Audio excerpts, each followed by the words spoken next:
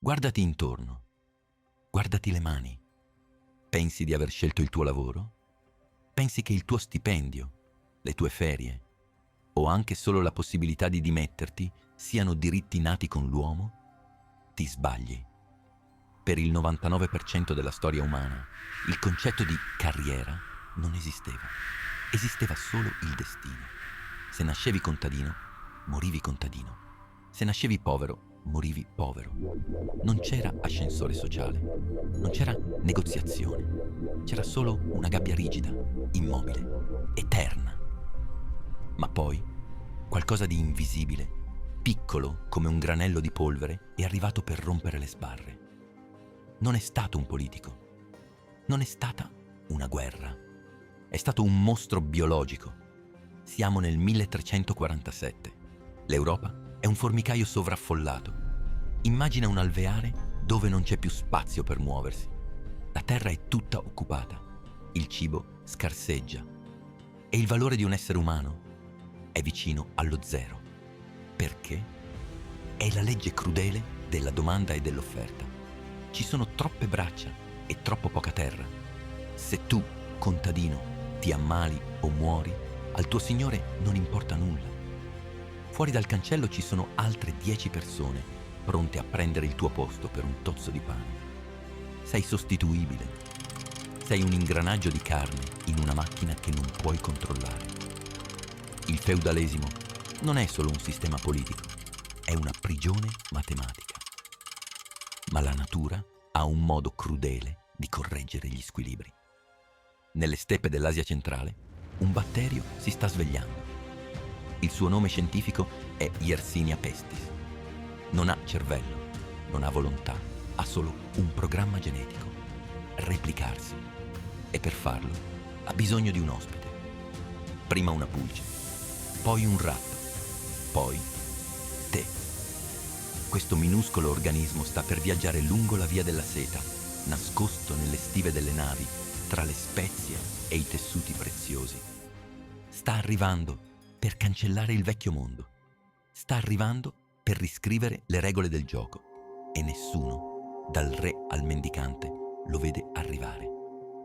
Ottobre 1347. 12 navi genovesi entrano nel porto di Messina. Ma c'è qualcosa di strano. Sui ponti non c'è attività. C'è silenzio. I marinai sono morti o agonizzanti, coperti di bubboni neri che trasudano sangue e pus. I siciliani capiscono subito che è arrivata la morte e cacciano le navi. Ma è troppo tardi. Le pulci hanno già saltato. I ratti sono già scesi a terra. Inizia così l'Apocalisse. Non è una metafora. Per chi viveva in quel momento, era letteralmente la fine del mondo conosciuto. Immagina se oggi, nel giro di 3 anni, sparisse metà della popolazione della tua città, metà dei tuoi colleghi, metà della tua famiglia. Il terrore puro. La peste non discrimina. Entra nei palazzi di marmo e nelle capanne di fango. Uccide il prete mentre dà l'estrema unzione. Uccide il medico mentre controlla il paziente. In 5 anni si stima che siano morte 25 milioni di persone solo in Europa. Alcuni storici dicono 50 milioni. È come se l'intera popolazione dell'Italia di oggi sparisse nel nulla. Le strade sono vuote. I campi sono abbandonati. Il bestiame vaga libero perché non c'è nessuno a chiuderlo nei recinti. Il rumore dell'Europa medievale, quel brusio costante di mercati e fiere, si spegne. Cala un silenzio assordante. Un silenzio che fa paura. Immagina di essere un sopravvissuto. Ti svegli in un mondo dimezzato. Hai perso moglie, figli, amici. Sei sotto shock, ma quando esci di casa noti qualcosa di incredibile. C'è cibo ovunque, nei granai dei morti, ma nessuno che lo mangia. Ci sono vestiti preziosi, attrezzi, case intere vuote. Ma soprattutto noti che il padrone, il signore feudale che prima ti guardava dall'alto in basso, ora ha paura. Guarda i suoi campi immensi, pronti per il raccolto. Il grano è maturo, ma non c'è nessuno a tagliarlo. Il grano marcirà se qualcuno non lavora. E quel qualcuno, l'unico rimasto, sei tu. Qui accade il miracolo economico. È pura matematica. Prima della peste, troppi uomini, poca terra. Valore dell'uomo, basso. Dopo la peste, tantissima terra, pochissimi uomini. Valore dell'uomo, alle stelle. È la legge della scarsità.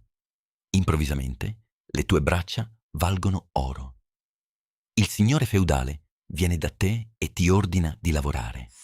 E tu, per la prima volta nella storia della tua famiglia, per la prima volta in 1000 anni, puoi fare una cosa impensabile. Puoi guardarlo negli occhi e dire no, oppure pagami di più. I nobili vanno nel panico.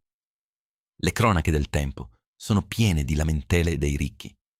Scrivono indignati: i servi non ci obbediscono più, chiedono salari da re, vogliono mangiare carne e bere vino buono. È il caos per l'ordine costituito. I latifondisti iniziano a rubarsi i lavoratori a vicenda, offrendo paghe sempre più alte. Se il conte vicino ti offre il doppio, tu prendi le tue cose e te ne vai. La mobilità, che era un crimine, diventa la norma. Il sistema feudale, basato sull'immobilità, inizia a creparsi sotto il peso delle monete d'oro che i signori sono costretti a sborsare. Ma il potere non cede mai senza combattere. Nel 1351 il re d'Inghilterra emana lo Statuto dei lavoratori, una legge incredibile. Diceva sostanzialmente: è illegale pagare un lavoratore più di quanto lo si pagava prima della peste. E ancora, è illegale rifiutare un lavoro. Cercavano di congelare il tempo, cercavano di negare la realtà economica per decreto reale. Volevano costringere la gente a tornare ad essere schiava per legge. Immagina se oggi il governo dicesse: nessuno può guadagnare più di 10 euro al giorno, per sempre. Cosa succederebbe? Succede l'inevitabile. Il mercato nero del lavoro esplode. I signori disperati pagano sotto banco pur di avere qualcuno che raccolga il grano. Le leggi vengono ignorate. E quando i nobili provano a usare la forza, a punire, a marchiare a fuoco i fuggitivi, la pentola a pressione esplode. Scoppiano le rivolte contadine. In Francia, in Inghilterra, a Firenze con il tumulto dei ciompi. La gente ha assaggiato il potere, ha assaggiato il valore del proprio tempo e non è disposta a tornare indietro. Hanno capito di essere necessari. Hanno capito che senza di loro i castelli sono solo sassi freddi. I 50 anni successivi alla peste nera sono chiamati dagli storici economici l'età dell'oro del proletariato. I salari reali raddoppiano, poi triplicano. I lavoratori mangiano meglio, si vestono meglio. Le donne entrano nel mercato del lavoro perché c'è bisogno di tutti. Ma succede un'altra cosa fondamentale. Dato che il lavoro umano costa tantissimo, i padroni iniziano a cercare alternative. Non possono più sprecare uomini. Devono inventare macchine. Devono ottimizzare. La scarsità di uomini spinge l'innovazione tecnologica. Mulini ad acqua più efficienti, nuovi aratri, le prime forme di automazione. La peste ha costretto l'umanità a diventare più intelligente. E poi c'è l'eredità. Prima la ricchezza era solo terra. Ora la gente comune ha monete in tasca. Cosa fanno? Spendono. Comprano birra migliore. Comprano tessuti colorati. Comprano mobili. Nasce la domanda di beni di consumo. Nasce il mercato interno. Questo stimola i commercianti, gli artigiani, le città. È un circolo virtuoso innescato dalla tragedia. Senza quei morti non ci sarebbe stata quella concentrazione di ricchezza che ha permesso ai sopravvissuti di finanziare, un secolo dopo, il Rinascimento. Sì, hai capito bene. Senza la peste nera, forse non avremmo avuto Michelangelo o Leonardo. Ma l'invenzione più grande è invisibile. È il contratto, il patto tra due uomini liberi. Io ti do il mio tempo, tu mi dai il tuo denaro. Non sono tua proprietà, sono un fornitore di servizi.